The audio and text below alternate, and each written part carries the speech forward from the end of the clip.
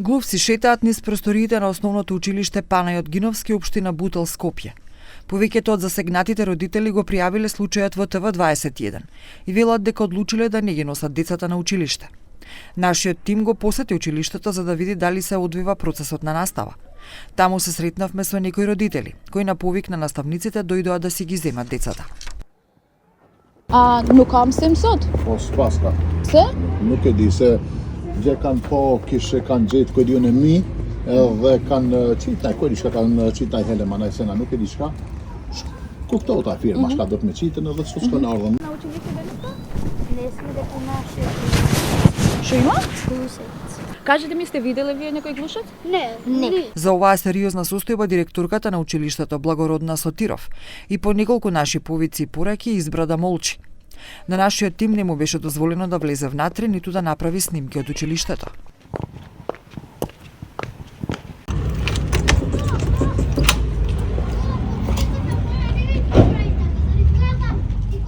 Çfarë po ndodh në shkollën fillore Panaјot Gjinovski në komunën e Butelit? Televizioni 21 tentoi të futet brenda dhe të shohë se apo zhvillohet procesi mësimor, edhe për të parë situatën për shkak të videove shqetësuese me mijt, por të punësuarit këtu nuk na lanë të hyjmë brenda dhe të marrim të paktën disa pamje. Со оглед на тоа дека директорката не се произнесе, го побаравме градоначалникот Дарко Костовски.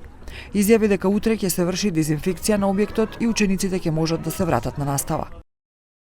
Апелирам да нема никаква паника и најнапред да ви известам дека на 38.2024 година, практично пред почетокот на учебната година, е направена дезинфекција, дератизација и дезинсекција е прскано во основното училиште согласно сите процедури и оваа појава ете изненадно се појавува, на што денеска реагиравме како општина и училиштето.